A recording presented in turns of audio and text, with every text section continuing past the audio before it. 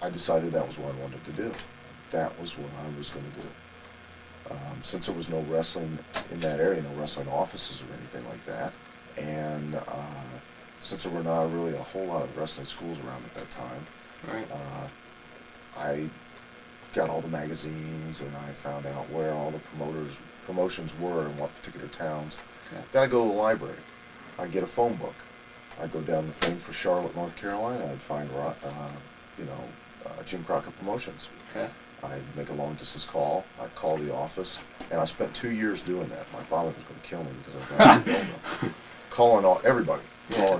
Calling Vern Gagne's office out in Minnesota. I called out California. I called Windsor. I spoke to anybody that was running an office, trying to find somebody that was willing to let me break into the business. Right. Finally got a hold of Gene Anderson, happened to be in the office one time when I called Charlotte. Right. He told me, well, we're going to have a tryout for our wrestling school in September, I think it was, of that year. And it was the same year I graduated from high school. I said, well, great. I'll be there. He said, well, it's $250 just to try out. I said, I'll do it. I'll do it somehow. So I then met Dick the Bruiser ran a fundraiser at my high school, and a guy was on there named Jim Lancaster. So I got a hold of him, spoke to him, and he was just like getting off the road. He had worked for all the territories at the time. Had worked for Crockett, had worked for Vince McMahon Sr., had worked for Vern, had worked for Muchnick out there, but had never really been like a main star. Right. He had just been kind of like a journeyman, you know. And he said, well, when you go down, when you come back, if things don't work out, let me know. And I said, okay. So I sold my car. I saved up about $500. Right. Took a 24-hour bus ride from Lima, Ohio to Charlotte, North Wow. Carolina, which is, akin to like a lifetime in prison.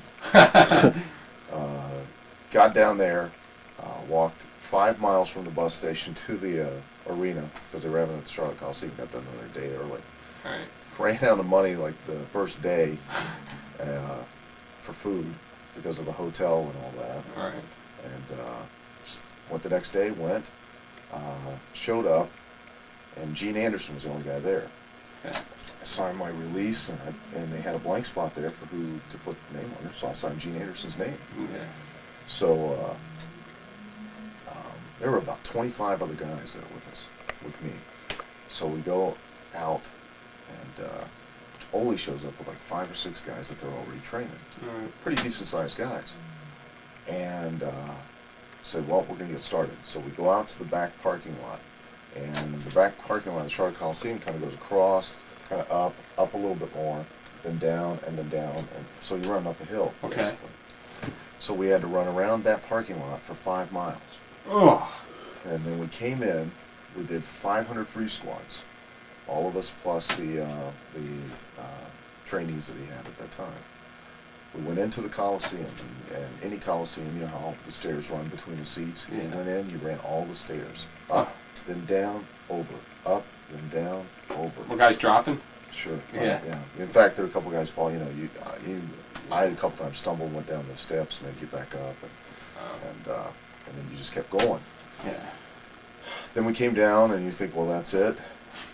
Got down there, do 400 push-ups. Oh. And it didn't matter if you just, all you did was pull yourself up off the floor, it fell back down. They wanted you to do it. That's what they wanted to do.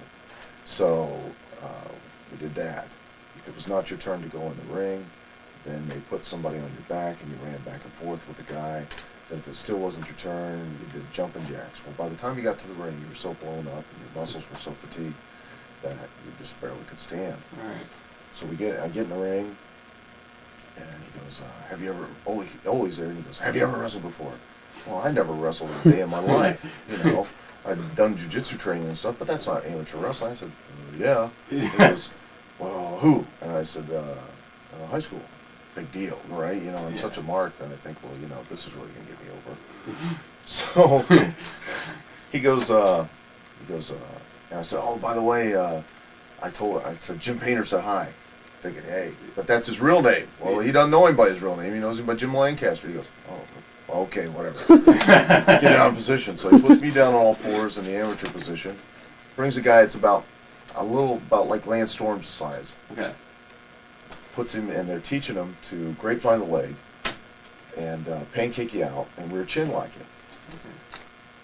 And he says, go. Well, I'm like, whoa, all twitching and everything, but somehow, through the grace of God, even to I don't do this today, I don't know how I did it, sat out on him, and I got around behind him. Ole freaked out. He said, God damn it, I told you, push him down. Well, he says, try it again. I did it again, got out from underneath him somehow again. Then he brings another guy over. It's about my size now, because at that time I wasn't nowhere near this big, so not that I'm huge now. Down I go again, this guy, I get out, we end up standing up. So then he brings a guy that's maybe, he'd be probably, how big would he be? What would be a good person a little bigger than Shane, I mean heavier. He was maybe 260, 270, I'm sure. Real thick guy. Oh, he was Yeah. decent build.